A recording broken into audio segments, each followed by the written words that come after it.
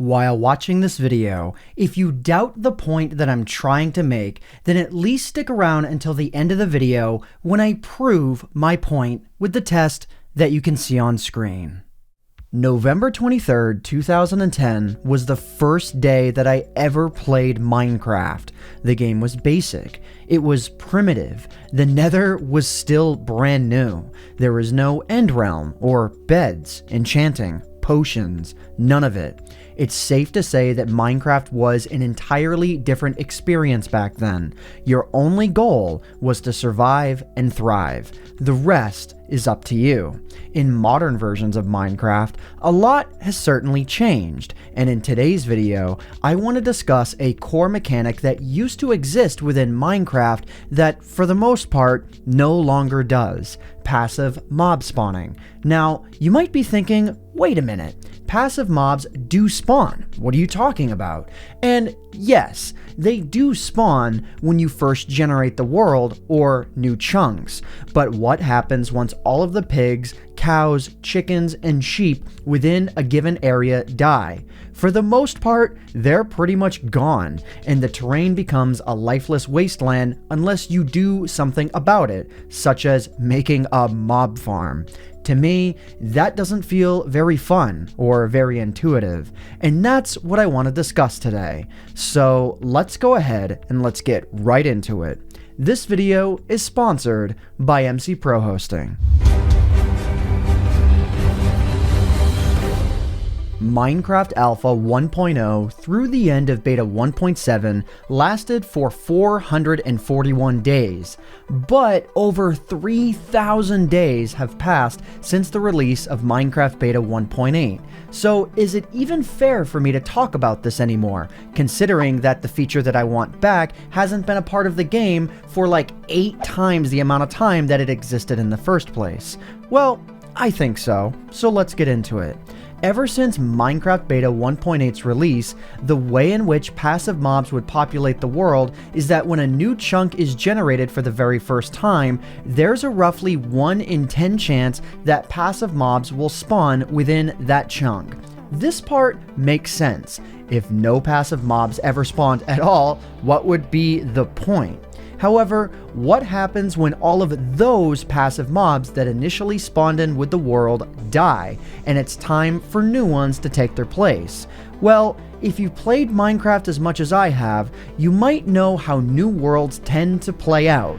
Generate the world, make a small base, kill all of the passive mobs in the area to get your initial supply of food, but when the food runs out, realize that there's no passive mobs near you anymore because you killed them all. So you venture out a little bit further into the world, round up 2 of every passive mob, make a mob farm, and go from there. To me, that's a problem.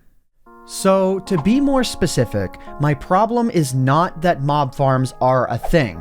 If that's how you want to play Minecraft, that is perfectly fine. My issue is that it's nearly a requirement and has been ever since Minecraft Beta 1.8's release, unless, of course, you actually want to plant crops for your food, which is also fine.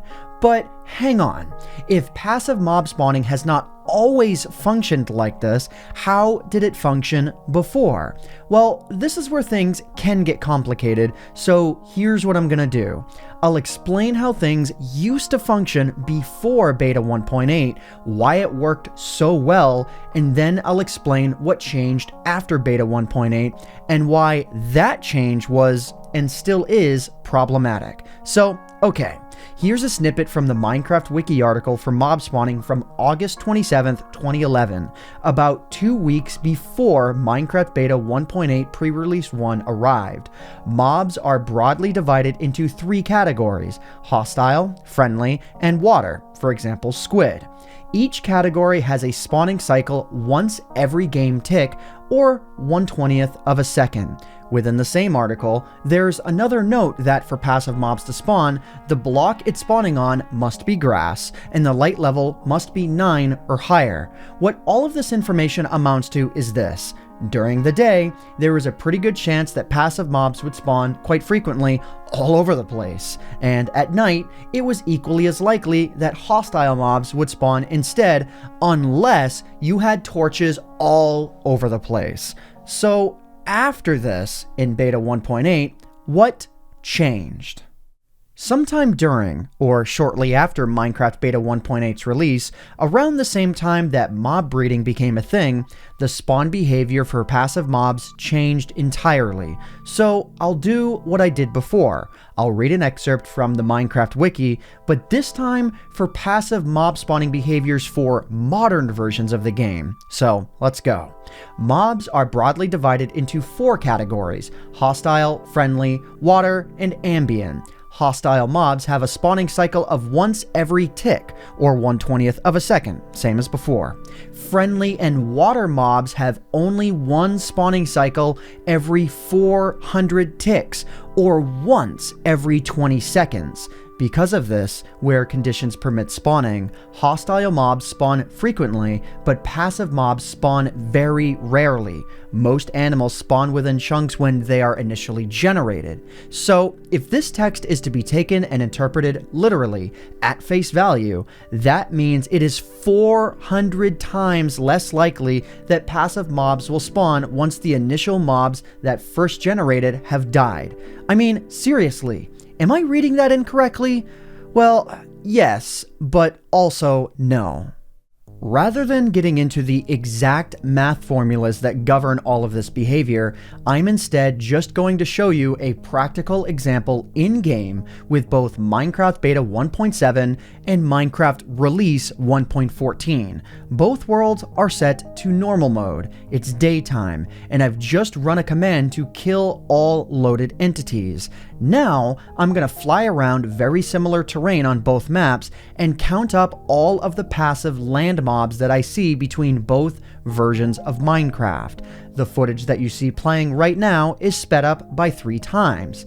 As I'm flying around, it is immediately apparent that passive mobs spawn far less frequently in modern versions of Minecraft compared to how they used to in the old days.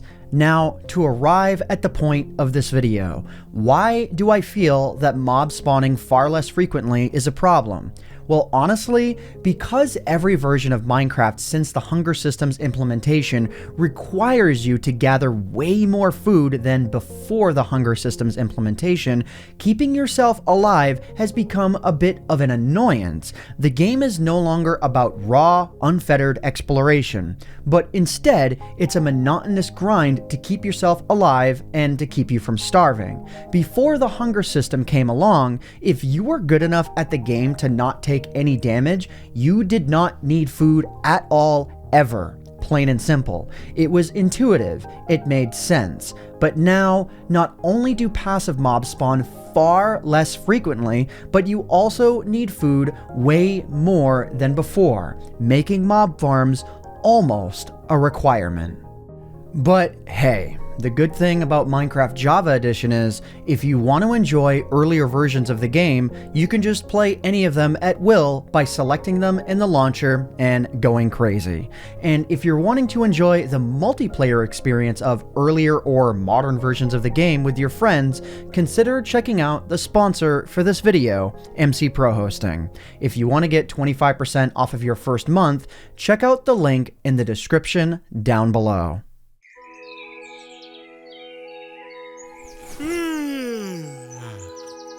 I love playing Minecraft, but I hate playing by myself. Well, have we got the perfect thing for you? Who said that? Huh? Hello! Who are you? Did you know that you could be playing on your very own Minecraft server with the new Villager plan from MC Pro Hosting? What? I'm glad you asked. The Villager plan can handle up to 35 players at once and includes 2 whole gigabytes of RAM. Gigabyte? Yes! Gigabytes. The new Villager plan from MC Pro Hosting. Get it now! Or get the little Villager plan, available for iOS, Android, and Windows 10 edition.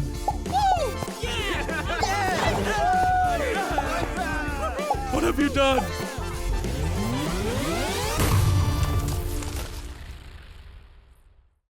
So I know this video was a little bit different than usual, but if you have any thoughts on the matter that you would like to share, feel free to leave them in the comment section down below. And if you guys enjoyed this video, please consider leaving a like on it, because it would really help out myself, the channel, and the video quite a lot.